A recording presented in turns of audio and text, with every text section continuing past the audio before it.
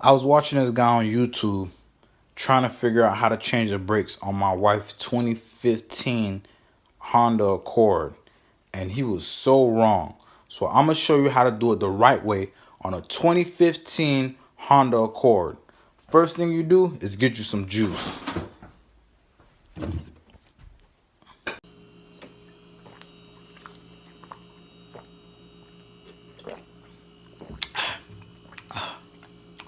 First thing, he did this right side, as you can see.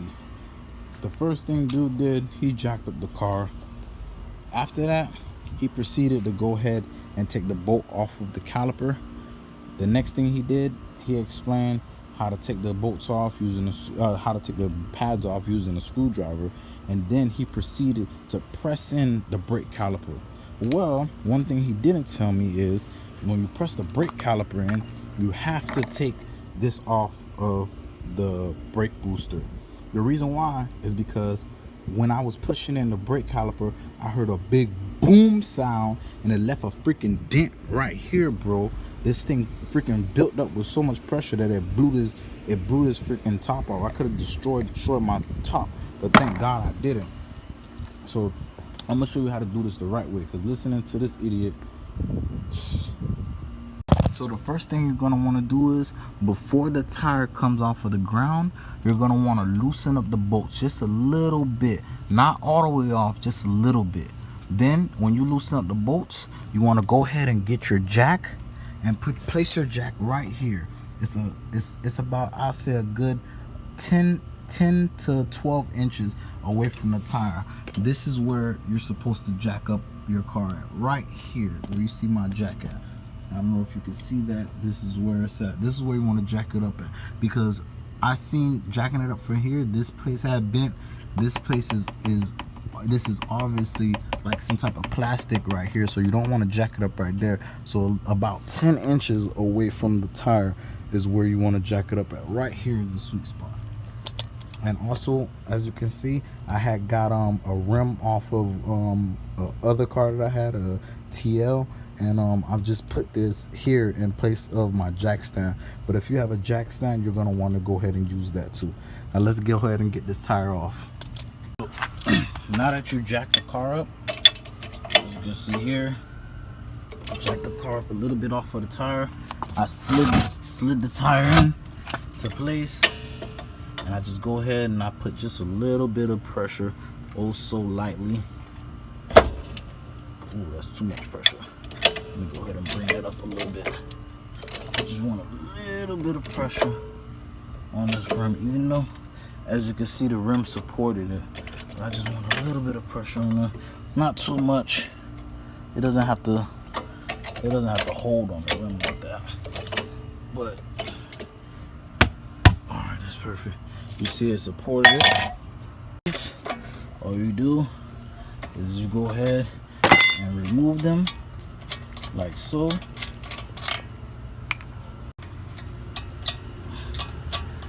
Remove them like so. Okay, now that your tire is off, and you made sure that you took that cap off of the brake booster, you're gonna want to look at the caliper, and the only screw that you need to unscrew is this size 12, which we have a size 12 right here. Boom. Then you want to come under the caliper on this side right here, and you want to remove just this lower bolt right there. So let's go ahead and remove that.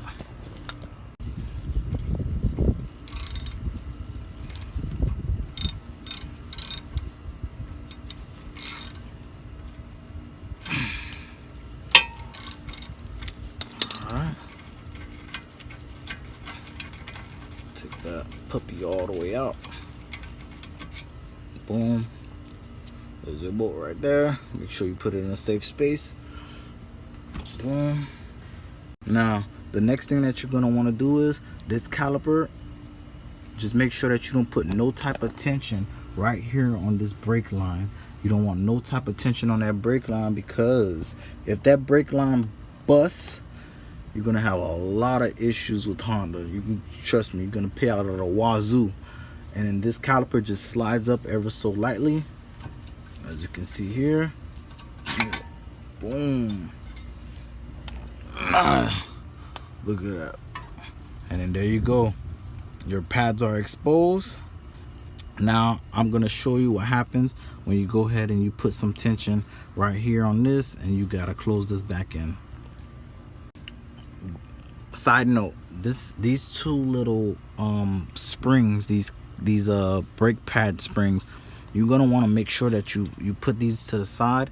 I clean mine just because I heard that they can make noise or whatever. So I'm just gonna take some degreaser, and I'm just gonna make sure that I clean them up. There's two of them in there. This is number one, and then number two is right here. So I'm just gonna take them off and then put them to the side, because the brakes that I got, they didn't come with them. But yeah, you need these, so just make sure that you hold them down, because you need to reuse them. This is the pads. I'm gonna go ahead and take these pads out, and then I'm gonna show you guys how to close this back in when there's no pressure building up in the cap. So I'm having a little bit of an issue with the caliper not coming off. I'm sorry, the pad not coming off. So I'm gonna go ahead and get this flathead and wedge it in between the pad and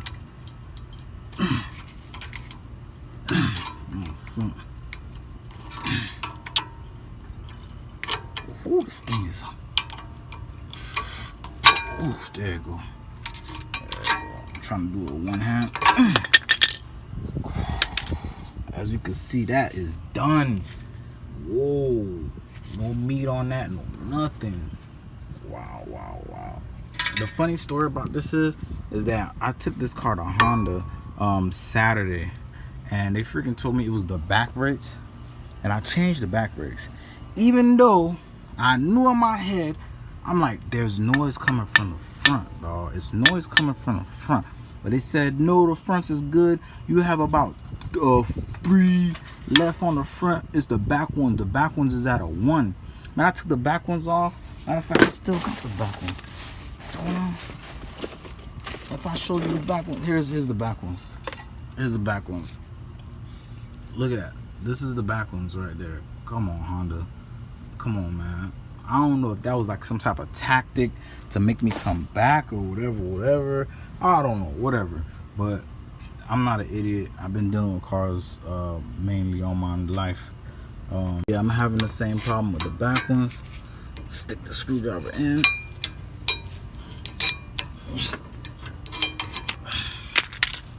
Let that one go right there. There we go. See, the screwdriver did the trick. I wedged it in between. Got this one out. These retainers or whatever they call, they came with some in the pads that I brought, and these are like supposed to be the best ones I got from O'Reilly.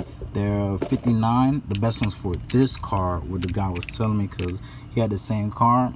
He said it doesn't throw off much dust, and he told me that it makes no noise at all. So as you can see, these retainers that's right here, they did actually come with them. As you can see, I have 2 more left because I did the other side. So you go ahead and do the same thing. Get your screwdriver, your flathead, and go ahead and you could take this out and you could toss this. Only if yours came with these. But this is the OEM ones. But yeah, this is too rusty.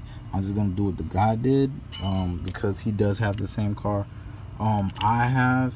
And he used these, and he told me that he recommended them for me. Recommended them to me. He said that they work just fine, so I'm just gonna use these that came with. What you're gonna want to do is you want to take an old brake pad, place it right here. All right, boom, and then you're gonna want to get your tool. There it is. It looks like this. They have other ones that's cheaper, but this one's a little bit more professional. You can they rent them from Advance Auto Parts for about $60. So depending on how your financial situation is, you can get one of these and just put pressure here and then you just turn. And then as you can see, you'll see that caliper start to move.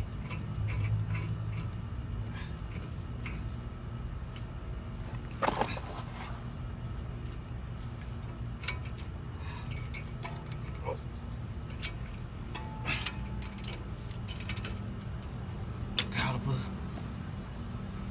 moving in. Hold on. This thing is slipping a little bit.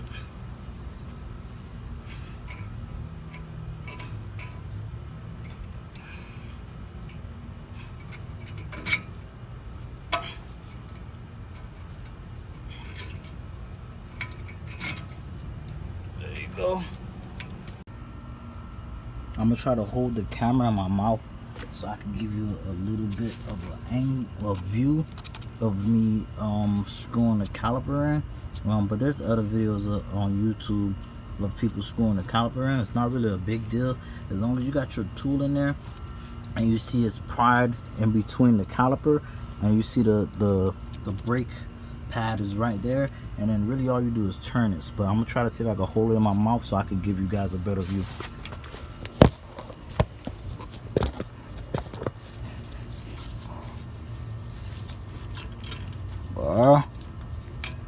We're coming.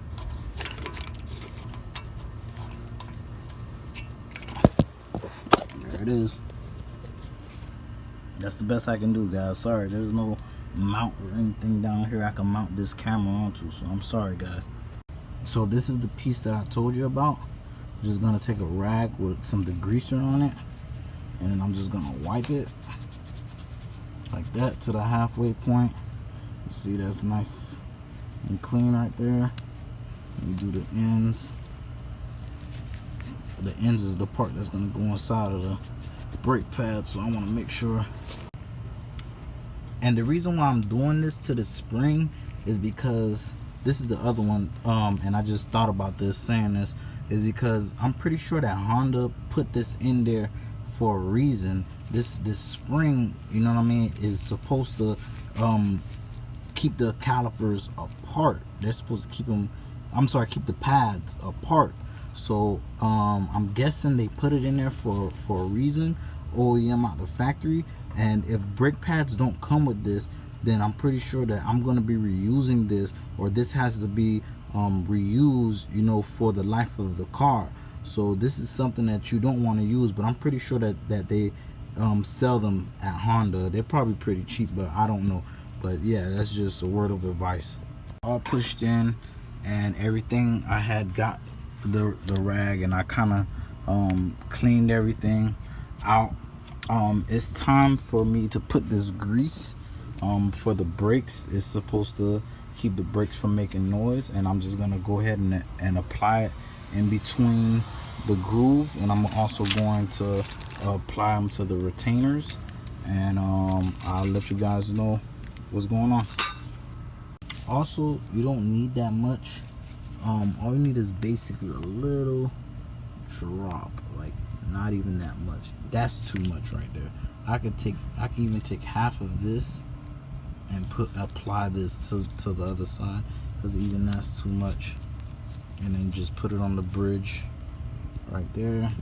Boom, that's perfect, because this part of the brake does slide back and forth, so it keeps from making any squeak noises or anything like that.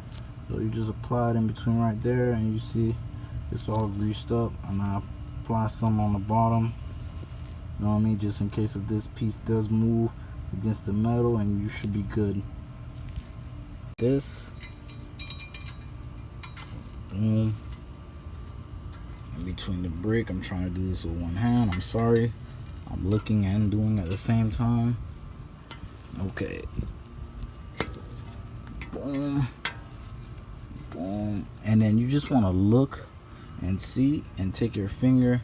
If this is too far from the brake itself, you're just going to want to push this over ever so lightly, and then you just want to make sure that none of these is messing with the rotation at all.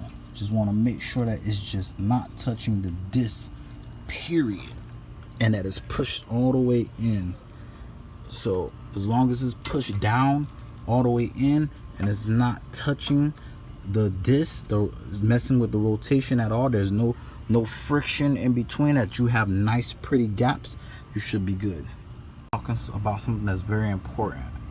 On this guy video that I was watching, he was working on the 2013, and I was under the impression that it was the same thing. So I went back to O'Reilly and I started asking questions. I was like, hey man, look, I got this brake pad, and this guy on YouTube is telling me that this brake pad is supposed to be facing up. So he gets me the brake pad for 2013. I have a 2015, and guess what? This little piece is facing up. On a 2015, it's not supposed to be facing up. It's supposed to be facing down. So when they give you that generalization that their channel is going to help you for a 2012, 2013, 2014, 2015, 2016, they're lying, bro. They're lying. It's not going to help you for no 2012 to 2016. It's not going to help you for all of those cars, because you're going to be doing something and you're going to have questions, or I have questions. You're going to get your brake pad and then you're going to wonder, yo, how come this guy, his piece is facing up and my piece is facing down? Did these people give me the wrong brake pad? Like my idiot self went back to O'Reilly's and did? No, this is the right brake pad for my car. It doesn't matter on what side you put it on. I can put it on the passenger side, driver side, left side, right side. This pad is the little piece on the pad is still gonna face down. It's always gonna face down. OEM, aftermarket, this piece always faces down.